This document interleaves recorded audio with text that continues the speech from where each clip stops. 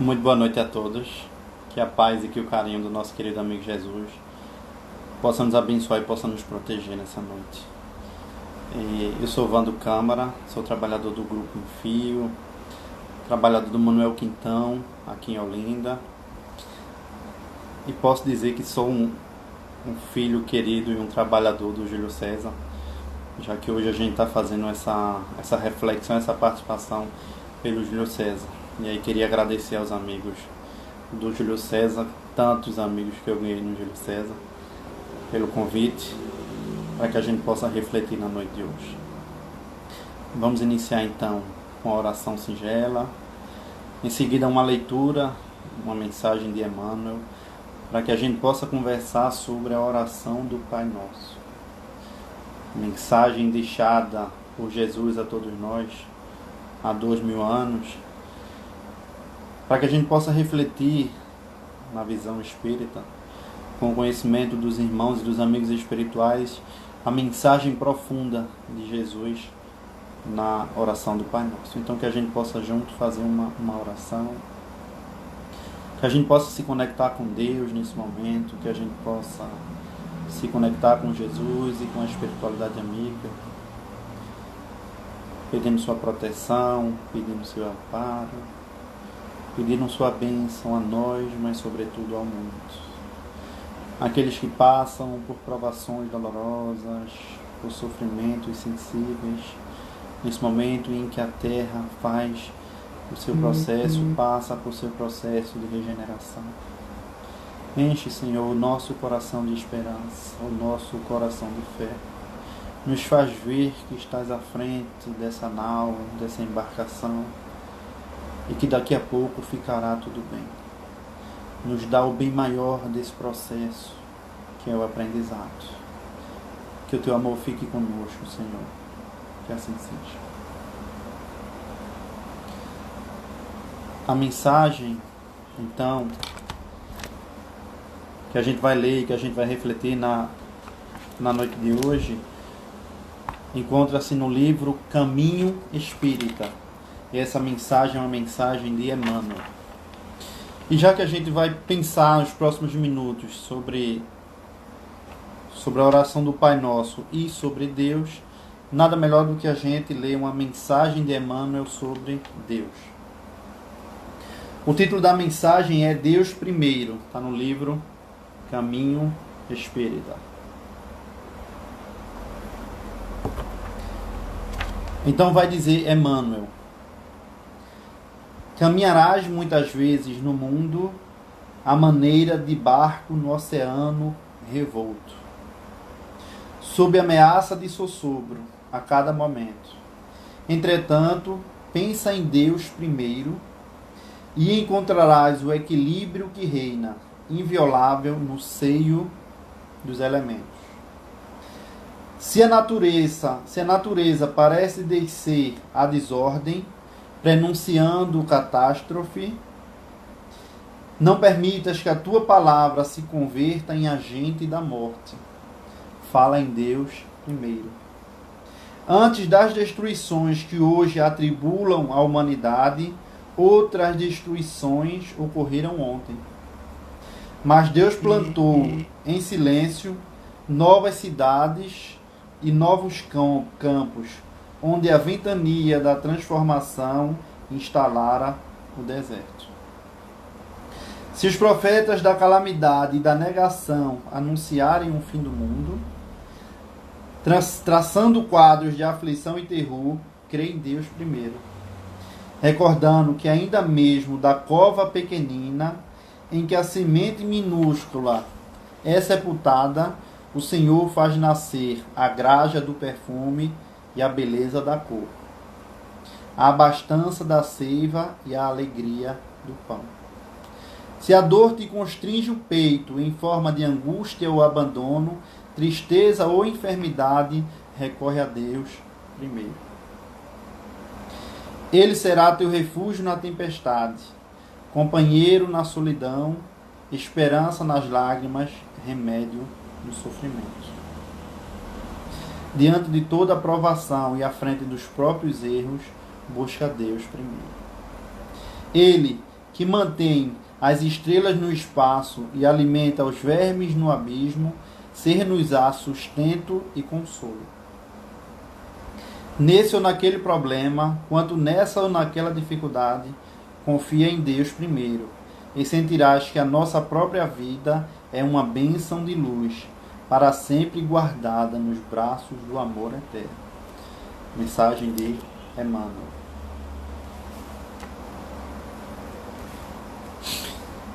A gente vai refletir, a gente vai começar refletindo então, na noite de hoje, a oração do Pai Nosso. O que a gente pode, com a explicação dos Espíritos e com o sustento dos Espíritos, o que a gente pode entender da oração do Pai Nosso? Repito novamente, a oração do Pai Nosso, porque o tema em si que Jesus nos deixou, depois de uma pergunta de Pedro, prece, oração anotada por João, a oração do Pai Nosso nos deixa já uma reflexão bastante importante, a saber, que Pai é esse? Que Deus é esse? E aí a gente vai se dar conta, através da história, através da nossa ontologia, que o Deus que nos foi passado foi um Deus diferente do que de fato é Deus. A gente vai tentar construir na noite de hoje o histórico, a história de Deus, o que a gente aprendeu sobre Deus. Depois a gente vai trazer uma explicação de Deus segundo o Espiritismo. A gente vai fazer uma reflexão acerca de quem somos nós, do que é a oração, para em seguida a gente fazer uma análise, de acordo com o ensinamento dos Espíritos, da oração do Pai Nosso. Então, quando a gente se pergunta que Deus é esse, a gente vai se dar conta que o Deus que a gente está acostumado a pensar, a vivenciar e a refletir, é um Deus que não é um Deus de amor. É um Deus que não é um Pai, e portanto não é um Pai nosso. O Deus que nos foi passado, se a gente pensar no Deus de Abraão, por exemplo, é um Deus extremamente humano. É um Deus com características humanas. É um Deus, fala Abraão, está nos livros sagrados, é um Deus que Abraão manda fazer pão para comer com ele. Portanto, um Deus humano, um Deus humanizado, um Deus com características humanas. Se a gente for pensar no Deus de Moisés, é ainda 1800 anos antes de Cristo, é ainda um Deus humanizado, é ainda um Deus que tem características humanas, um Deus que está à frente de guerras, é um Deus que está à frente de batalhas, um Deus que se vinga, um Deus que machuca. Jesus, quando nos fala, Jesus chama a Deus de Pai. Eu e o Pai somos um só. O Pai que é nosso. Jesus quebra com a ideia de um Deus hominal, de um Deus homem, com características humanas, com características ruins. O Espiritismo também vai nos trazer essa reflexão e vai nos trazer essa conclusão, na medida em que nós ainda lidamos com Deus e com a ideia de Deus como se Deus fosse se vingar a todo momento. Na educação com as nossas crianças, por exemplo, se elas fazem uma coisa errada, a gente diz para nossas crianças, Deus está vendo. Se fizer pipi aí, Deus vai arrancar. E aí a gente passa para a criança a ideia de um Deus ruim, de um Deus injusto, de um Deus vingativo. A gente faz uma mistura do homem com Deus e do Deus com o homem o tempo todo, e a gente coloca para Deus características humanas, e a gente bota para o homem características de Deus e fica tudo confuso. E ainda hoje, ao falar de Deus, a gente tem medo. Ainda hoje, ao falar de Deus, a gente não consegue se conectar com Deus, a gente não consegue sentir Deus. Exatamente porque a gente foi acreditando nesse Deus que é punitivo. Se a gente for pensar, por exemplo, nos deuses de Roma e nos deuses da Grécia, todos eles tinham características humanas. Todos eles tinham muito ódio, muita raiva, muita vingança, desejos e caprichos muito humanos. Isso foi misturando em nós, isso foi criando um nó em nós do que é Deus. E curiosamente, essa é uma questão para a gente refletir num outro momento, a gente esqueceu o Pai nosso, E foi ficando com esse Deus que vinga, com esse Deus que machuca e com esse Deus que maltrata. A gente foi preferindo o Deus grego que odeia, o Deus romano que faz mal, que pune, que está na guerra. A gente, por algum motivo, a gente fez uma associação humana e Deus. Como assim, Wando? O que é que tu está querendo dizer com isso? A gente, por chamar pai, chamar Deus de pai, a gente associou Deus ao homem, à masculinidade. O patriarcado fez muito mal na história do homem. A história do homem foi sempre, do homem enquanto homem, gênero, fez sempre muito mal. Ele foi sempre muito inquisidor, ele foi sempre muito perseguidor. A nossa história é construída a partir da perspectiva do homem, do masculino. E aí a gente vê que o homem fez muito mal. Daí porque se diz que o homem é a razão e a mulher a emoção. As mulheres amam de uma forma mais tranquila. De maneira geral, as mulheres amam de uma forma mais tranquila, de uma forma mais sensível. Não é à toa que Deus concedeu e concebeu à mulher a maternidade.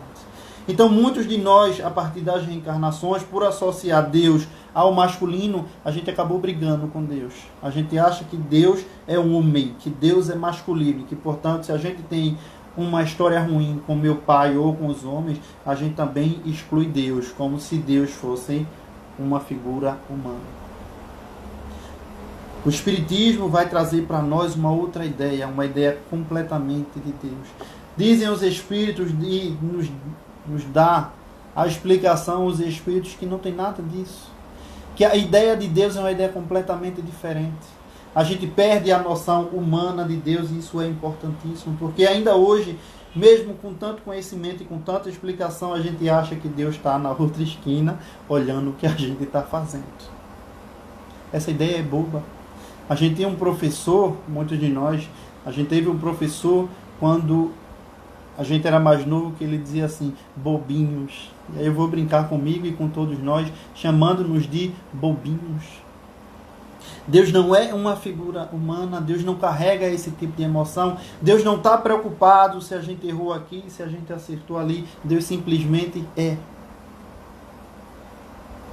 Dizem os Espíritos que a gente procure Deus na natureza, que a gente possa pensar a perfeição de Deus na natureza, a perfeição de Deus em todas as coisas. E a gente vai criando uma explicação, uma proporção extremamente maior.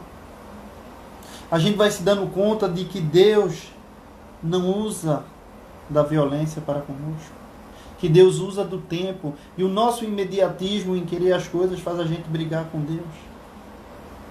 A gente afasta Deus porque Deus usa o tempo e a gente quer que as coisas elas sejam resolvidas muito rapidamente. A gente precisa ampliar a nossa ideia de Deus para a natureza, para as leis, para o universo. Se a gente pensa, por exemplo, na construção do nosso planeta, a gente vai ter uma ideia, mas só uma ideia do que é Deus. Por exemplo, a distância da Terra para o Sol é de 150 milhões de quilômetros. A distância da Terra para o Sol é de 150 milhões de quilômetros. Se a distância fosse de 149 milhões de quilômetros, a gente morreria de frio. Não existia vida na Terra por causa do frio.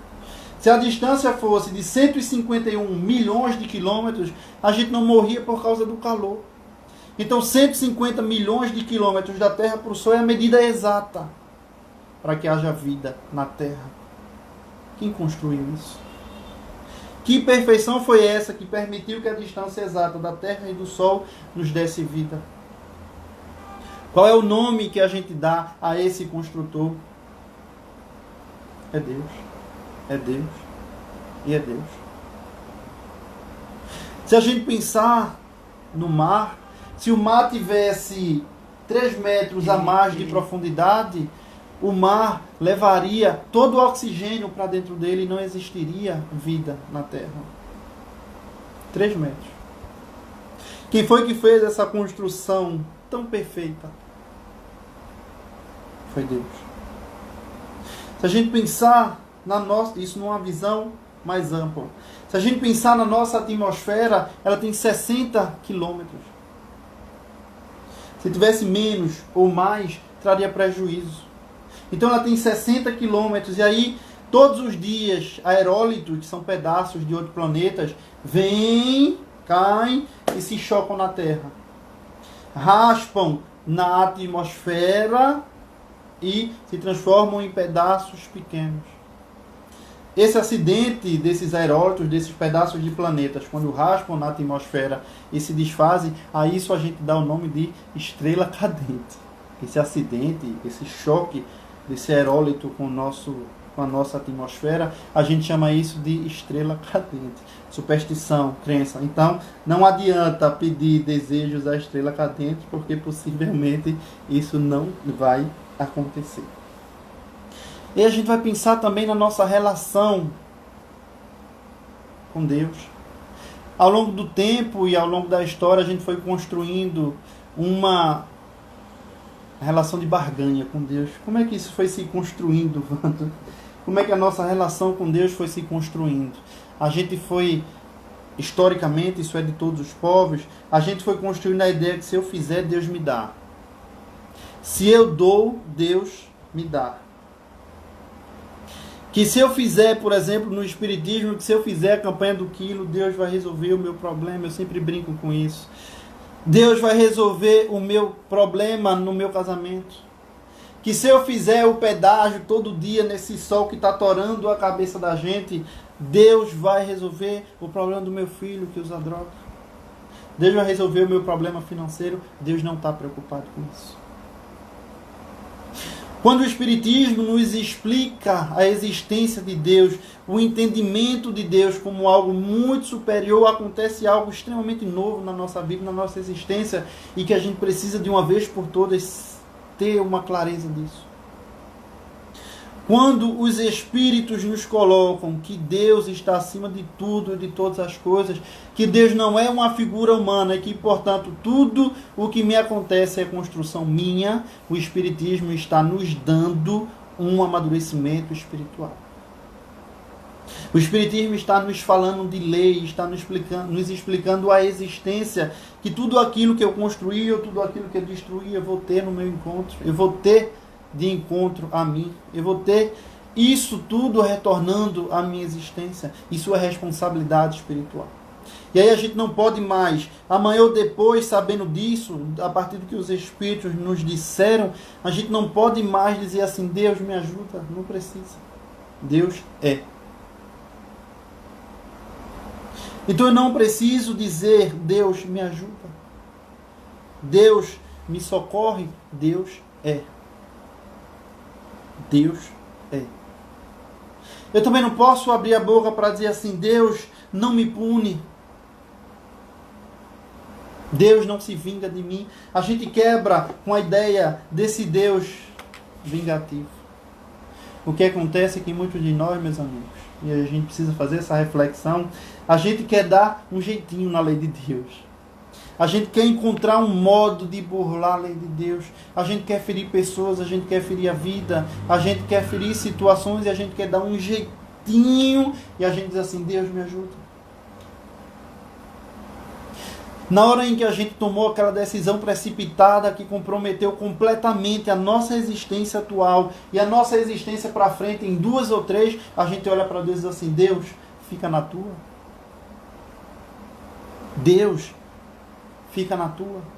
E nesse momento a gente afasta Deus quando a gente toma a decisão. Mas quando a consequência natural das nossas questões e do nosso comportamento vem, a gente olha para Deus e diz assim, Deus me ajuda. Deus me ajuda. Os Espíritos nos asseveraram, nos asseveram e nos explicam. Pergunta feita por Allan Kardec aos Espíritos. Onde está escrita a lei de Deus? Na consciência. Onde está escrita a lei de Deus? Respondem os Espíritos a Allan Kardec, na consciência. Quando Jesus ensina aos apóstolos a orar, o que é que Jesus faz? Entra no teu quarto e fecha a porta. Deus te recompensará, te ouvirá e te acalmará. A gente precisa tempo. As casas só tinham um cômodo, não existia quarto. E as casas mais abastadas, onde se tinha quarto, não existia porta, era cortina. Quando Jesus fala, entra no teu quarto e fecha a porta, Jesus está dizendo para nós, entra na tua consciência. Jesus está dizendo para nós, entra para dentro de ti. Cerca-te, fecha-te do mundo, silencia teus pensamentos, as tuas emoções, silencia a tua raiva, o teu ódio, a tua necessidade material, silencia o WhatsApp, o Instagram, o Facebook. Entra na tua intimidade, fecha teu quarto, entra na tua intimidade e fecha a porta.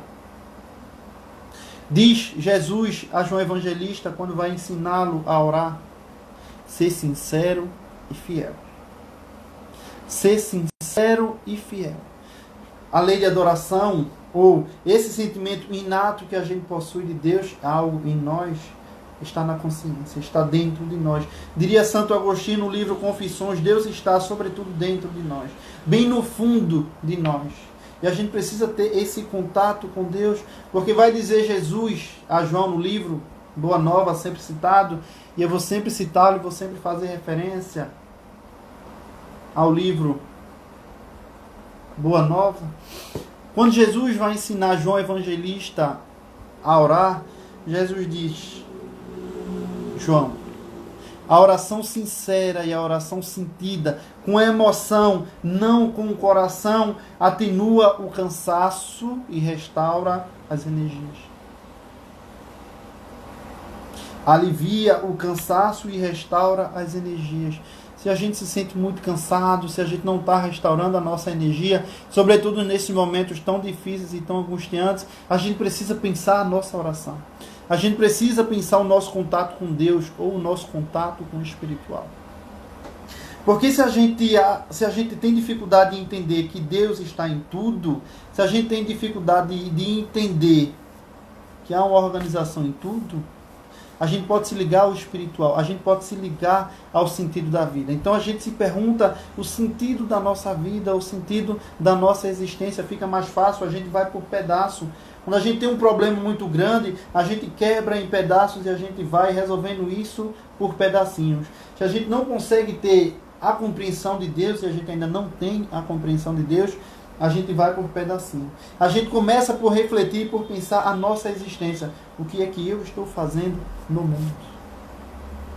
O que é que eu estou fazendo da minha existência?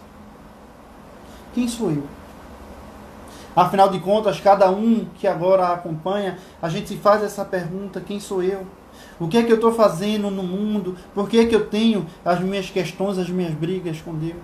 Por que é que eu não consigo encontrar a paz? Por que é que eu não consigo encontrar a tranquilidade?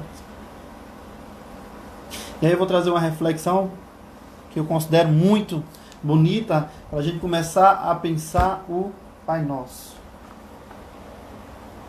Para a gente ter uma ideia, a gente refazer a ideia também de que a gente veio para sofrer, de que a gente está aqui para passar por duras provações e por duros sofrimentos. Repito, a gente precisa ter e construir a clareza de que por trás do caos e por trás do sofrimento há uma organização muito grande.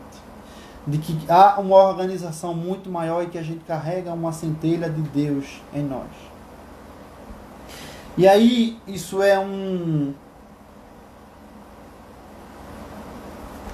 historieta, ou isso é um modo de explicar de onde nós viemos e quem somos.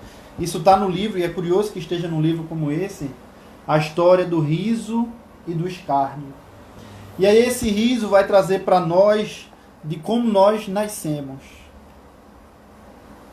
Abre aspas para o livro. Tendo rido de sorriso, tendo rido Deus, nasceram os 7 deuses que governam o mundo. Quando ele gargalhou, fez-se a luz. Ele gargalhou pela 2ª vez, tudo era água. Na 3ª gargalhada apareceu Hermes. Na 4ª gargalhada, a geração. Na 5ª, o destino. E na 6ª gargalhada, o tempo. Depois, pouco antes do 7º riso, Deus inspira profundamente, mas ele ri tanto que chora. E de suas lágrimas nasce a alma. Pouco antes do 7º riso, Deus inspira profundamente, mas ele ri tanto que chora, e de suas lágrimas nasce a alma. Metaforicamente falando, nós nascemos da alegria de Deus. Nós nascemos da felicidade de Deus. Nós estamos imantados em Deus e Deus está imantado em nós. A gente precisa, repito isso mais uma vez, a gente precisa quebrar com a ideia de que está tudo perdido. De que as coisas saíram do controle. Isso é pronunciamento, isso é escrita dos homens. Isso é escrita de quem não consegue compreender a lógica do mundo, a lógica de Deus, a lógica das coisas, a lógica da natureza. Falamos há pouco.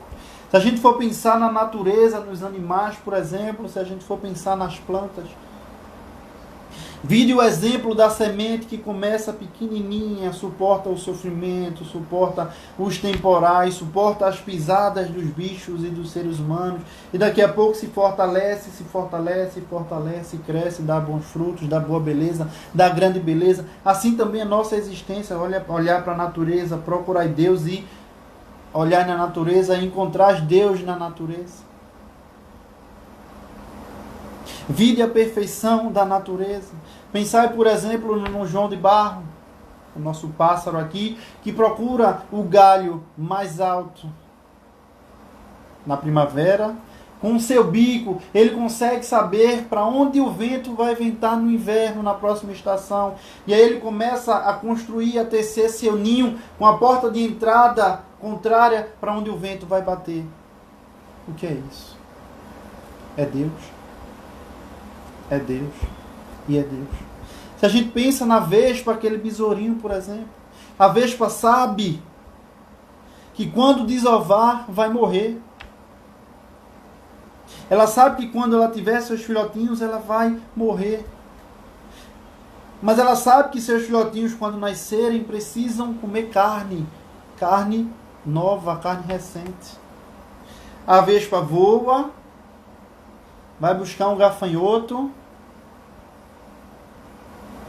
bota lá o gafanhoto no cantinho, aplica-lhe um veneno no gafanhoto e ele fica imobilizado. A vespa vai para o gafanhoto, desova seus filhotes na barriga do gafanhoto, voa e morre. Os gafanhotos que acabaram de nascer, as vespas que acabaram de nascer, começam a comer o gafanhoto das pontas para chegar nos órgãos vitais, para que se alimentem de uma carne fresca.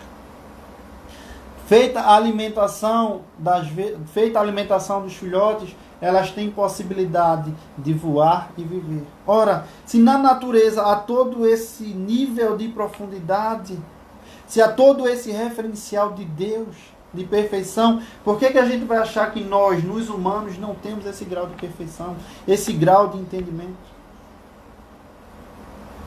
É preciso pensar maior, é preciso largar com a nossa tradição de que Deus é ruim, de que Deus é mau, de que Deus vai punir. Deus é diferente das pessoas, Deus é sofrimento, é diferente do que as pessoas fazem.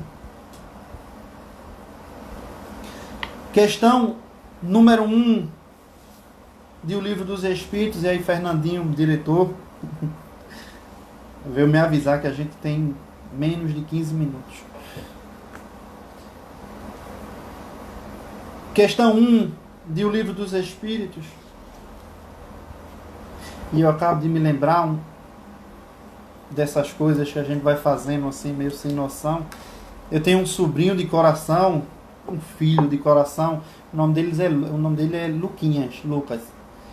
E aí há uns 3 anos atrás, claro, ele ainda pequeno, eu botei aqui na praia, tem os diques, aquelas pedras para proteger o mar.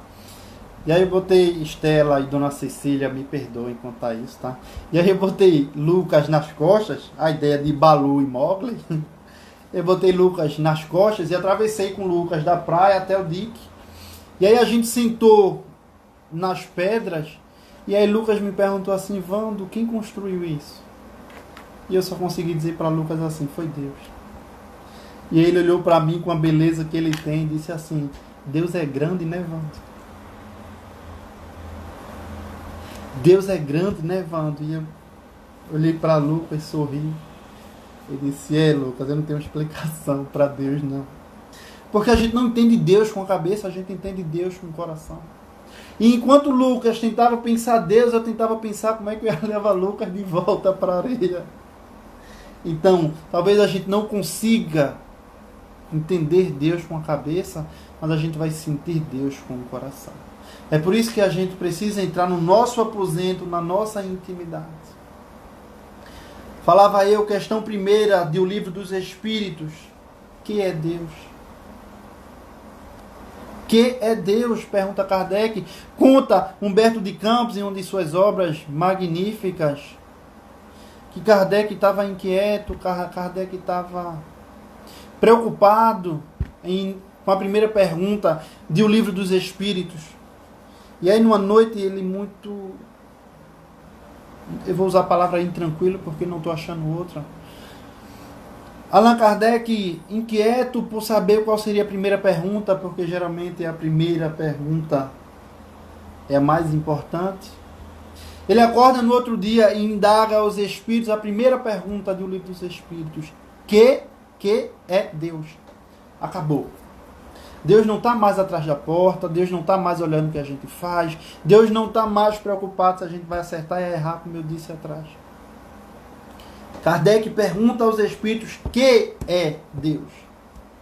E os Espíritos respondem, Deus é a inteligência suprema, causa primeira de todas as coisas. Isso vem fazer uma ferida no nosso orgulho. Isso vem fazer uma ferida do nosso ego, porque se Deus é a causa primeira de tudo e a inteligência suprema, Deus está em todas as coisas. Deus está no espírita, no budista, no católico, no evangélico, no muçulmano, no ateu, no agnóstico. Deus está em tudo. E que a gente precisa acabar com essa bobagem, com essa besteira de que minha religião é maior. Porque ainda muitos de nós, na doutrina espírita e no espiritismo, nós nos amedrontamos, nós admiramos, ainda não nos convertemos. Quando o grande convite e quando a ideia maior é que a gente se converta a Jesus, é que a gente se converta ao espiritual, é que a gente passe a amar mais a vida. É que a gente possa fazer coisas diferentes. E aí a gente muda a nossa relação com Deus. Perguntaram a Voltaire, acusaram Voltaire, o grande pensador francês, acusaram-o de não acreditar em Deus. E aí ele levanta já cansado e diz assim, de fato eu não acredito em Deus. Eu não acredito no Deus que os homens criaram. Eu acredito no Deus que criou o homem. Que às vezes a gente faz uma confusão, né? Se a gente for pensar, por exemplo, na filosofia do século passado, a gente vai lembrar que Nietzsche, filósofo alemão, que curiosamente morreu na loucura, ele matou Deus em uma de suas obras. Deus está morto, e apregoava e saiu lançando um fenômeno de que Deus estava morto e as pessoas passaram a não acreditar em Deus, acreditando no homem que nem conseguiu sustentar a sua saúde emocional. A gente não precisa ir muito longe, a gente vai lembrar de George Bush, presidente americano, que em 2005, salvo em 2005, ele abriu a boca para dizer, Deus mandou que eu atacasse a Al-Qaeda. Deus mandou que eu atacasse a Al-Qaeda, como se Deus estivesse preocupado com guerra. Como se esse ainda fosse o nosso Deus, o Deus de canhão, o Deus de armas, o Deus que violenta. Aliás, violência é um tema sensível. Eu vou depois combinar com o Fernandinho e com o Márcio para que a gente possa conversar sobre isso, ou no Júlio César, ou pelo Júlio César, ou pelo Enfio. O número de violência tem crescido, as crianças têm apanhado mais dos seus pais, têm levado mais surra, mais pisa. O número de violência contra a mulher cresceu absurdamente. Onde é que a gente está com a cabeça? O que é que a gente está fazendo das nossas possibilidades? A gente, não, e aí eu não falo só da violência física, eu falo da violência psicológica, emocional, da violência financeira, é de chamar a outra de vadia, vagabunda, dizer que não presta. Passou, meu Deus. Nós homens e nós mulheres que estamos ouvindo e fazendo uma reflexão, vamos acabar com isso. Vamos acabar com esse absurdo que é a violência, violentar o outro, violentar o nosso eu no outro. Não cabe mais esse tipo de violência. Não cabe mais nenhum tipo de preconceito para o espírita. A gente está tentando fazer uma reflexão para dentro. A gente já tem condição de encontrar Deus. De ter um contato maior com Deus. Onde está escrita a lei de Deus? Na consciência a gente já sabe o que é certo e errado. Não acredita, não adianta cair na filosofia, em algumas filosofias que regem o mundo, que participam do nosso mundo, materialistas, loucas e alucinadas. A gente precisa separar.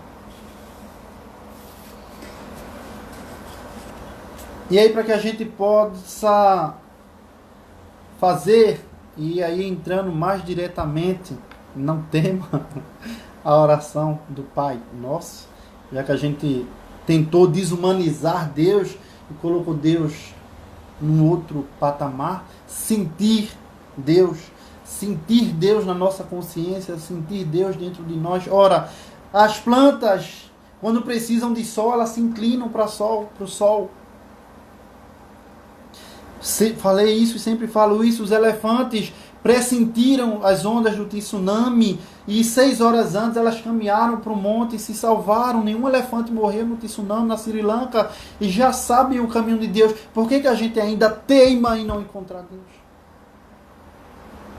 Perguntaram ao escultor Rodin, que fez a escultura daquele homem pensante, aquela figura mágica, maestral. Perguntaram a ele: Rodin, como é que tu construiu uma beleza dessa? Como é que tu faz uma escultura dessa? E ele olha para o entrevistador e responde: eu só tirei os excessos. Eu só tirei os excessos. A mesma pergunta fizeram a Michelangelo na construção da sua escultura venerável e linda de Moisés, que até se via o pular das veias. Michelangelo, como é que tu chegou numa beleza e numa perfeição dessa? Michelangelo diz: já estava tudo aí. Então, partindo da resposta de Rodin, tirar os excessos, a gente precisa se perguntar qual é o nosso excesso.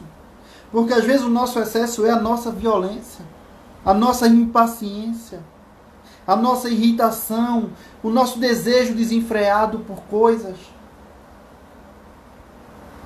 E aí agora a gente está com tempo, e como a gente está com tempo, a gente não construiu antes, e o tempo agora nos agride, e a gente fica em casa maluco da vida, sem saber como se relaciona com um, como se relaciona com o outro, como chega perto de um e como chega perto do outro, porque a gente não veio fazendo isso. Aí precisa chegar uma pandemia dessa, para que a gente possa refletir a nossa existência, para que a gente possa refletir o que a gente está fazendo da nossa vida. A ideia não é virar santo de uma hora para outra, que isso é mentira. O Espiritismo não coloca isso para nós. A gente não vai se santificar de uma hora para outra. Há um livro belíssimo de André Luiz, Libertação, em que a mãe, Matilde, falando sobre seu filho, Gregório, na espiritualidade, ela vai dizer assim, até emocionadíssima no livro Libertação, ela vai dizer assim: esperei por mais de 700 anos para ver uma iniciativa de mudança no meu filho. 700 anos. Então a gente não vai mudar tudo de uma hora para outra.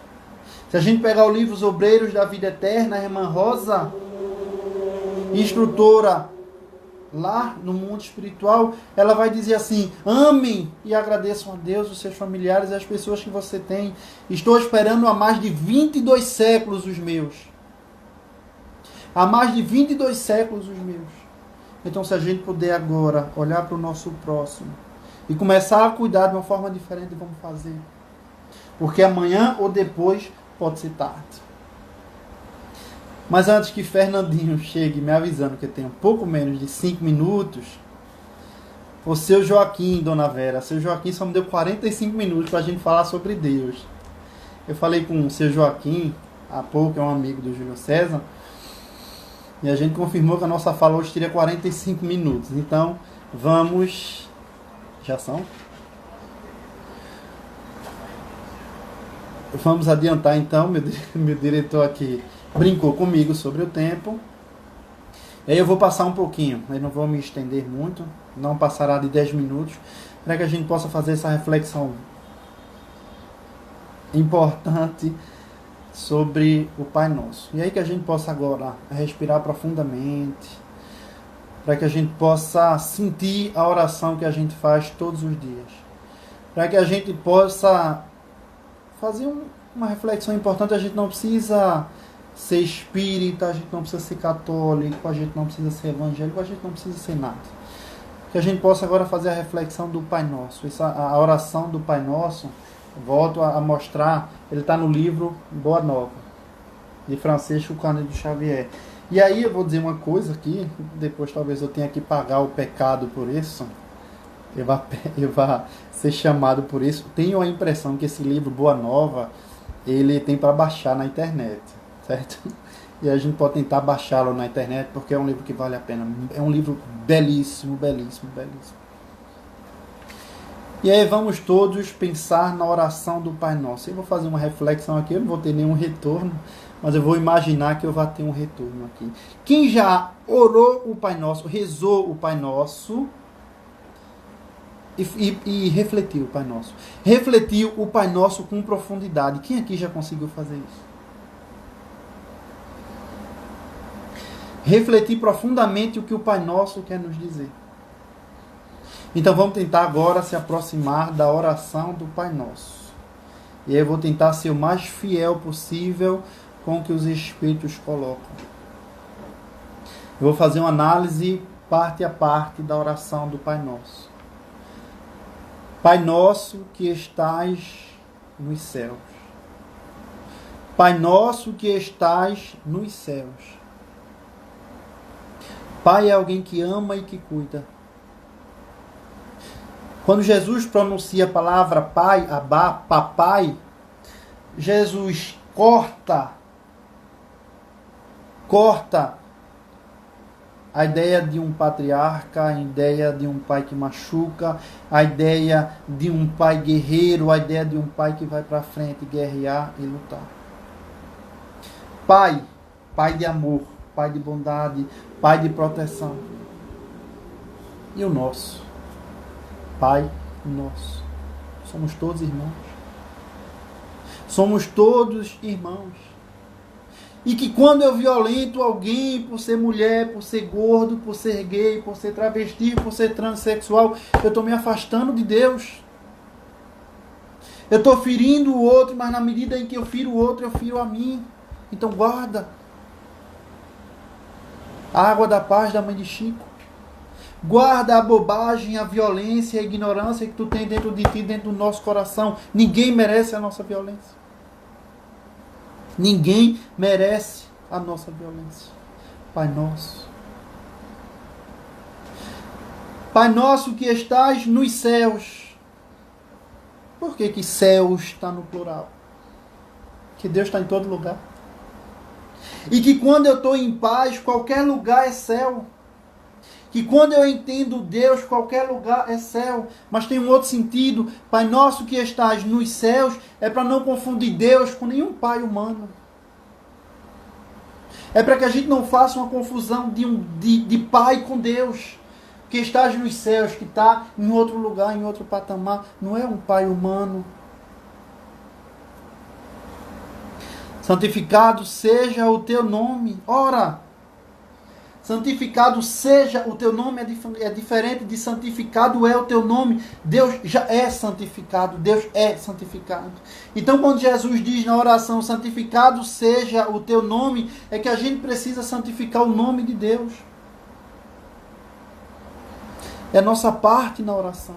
Deus já é santificado, seja o teu nome, repito, é diferente de santificado é o teu nome, porque o nome de Deus é santificado.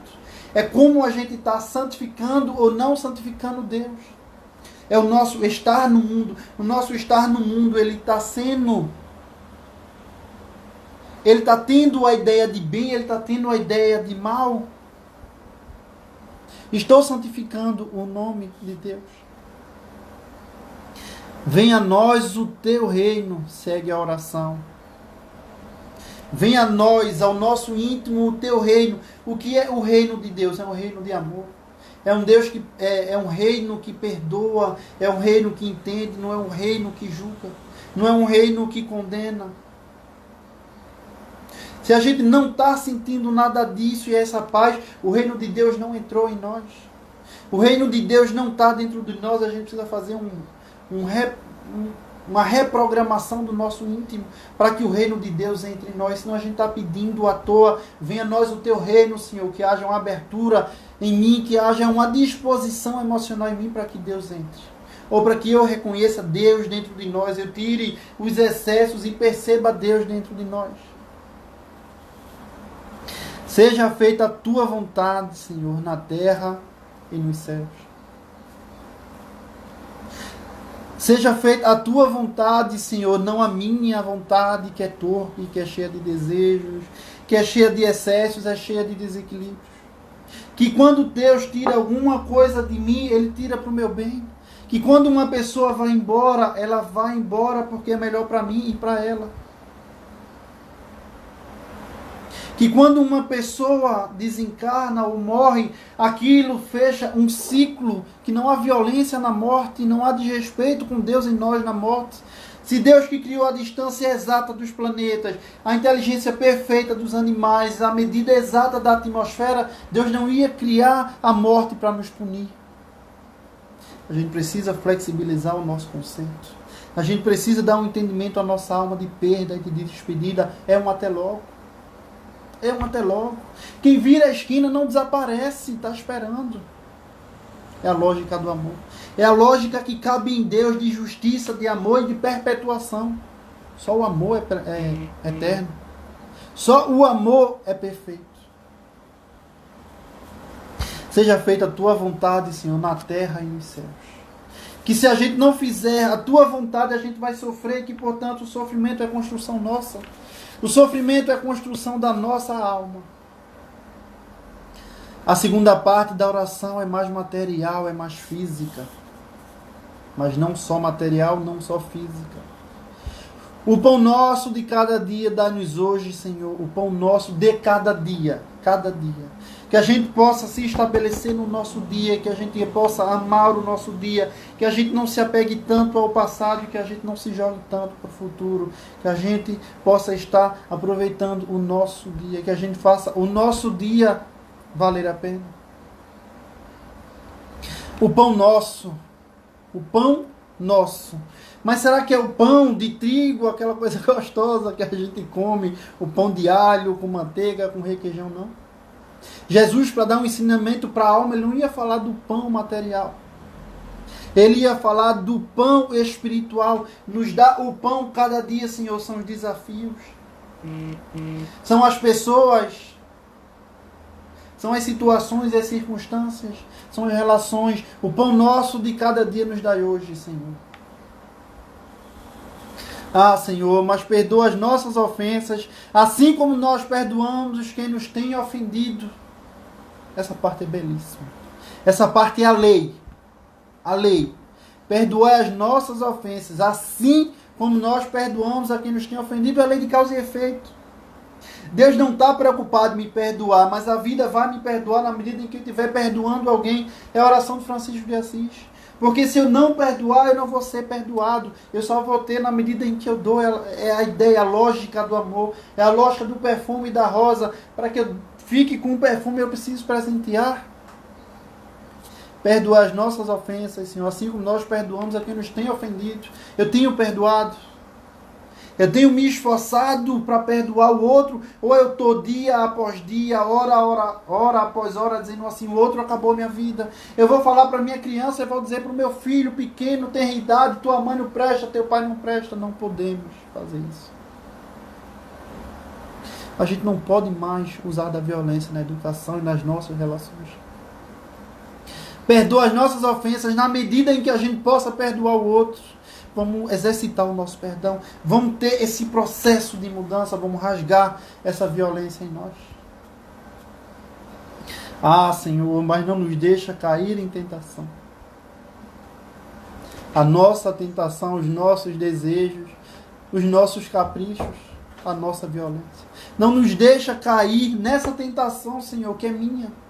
É a tentação da terra, porque o céu protege. Livra-nos, Senhor, de todo mal. O mal que também reside em mim.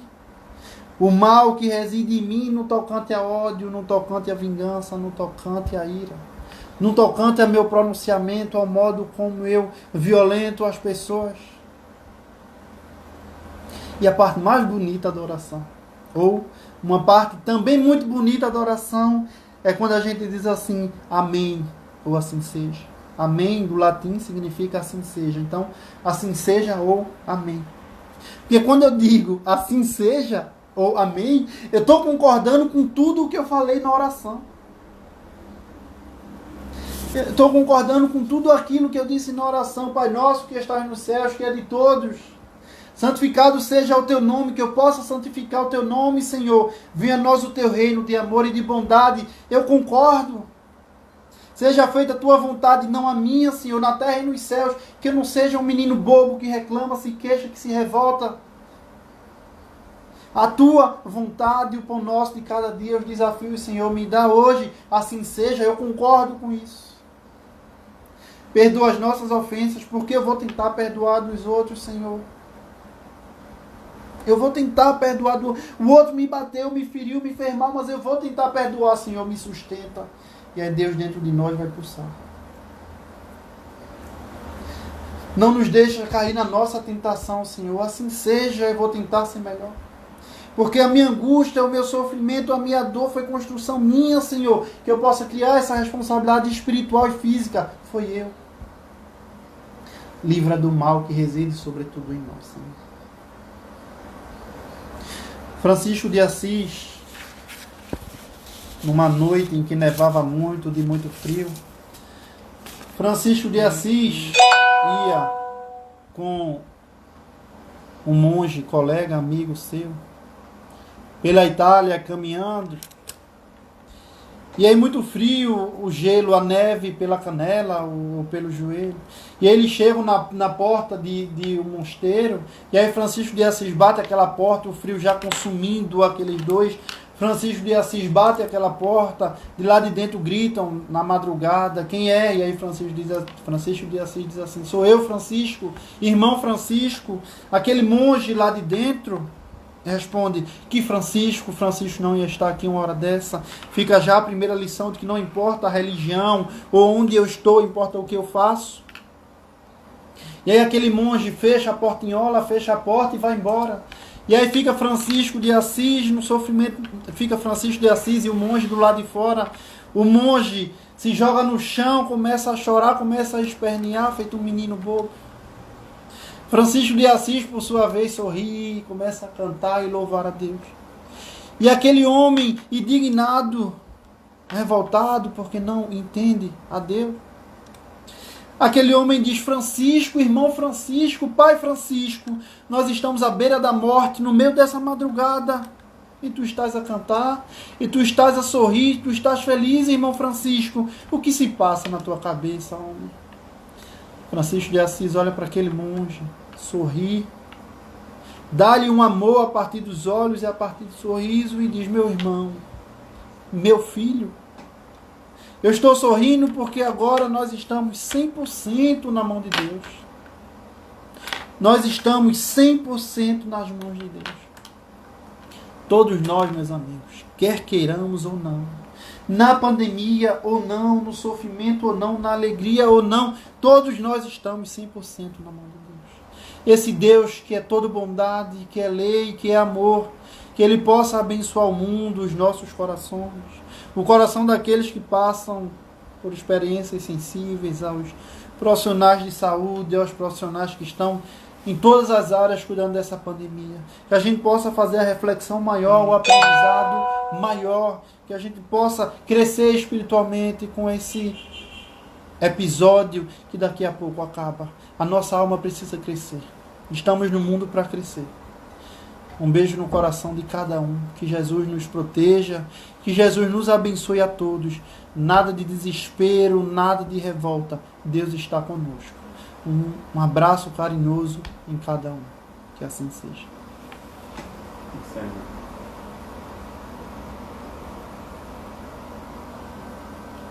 Uhum.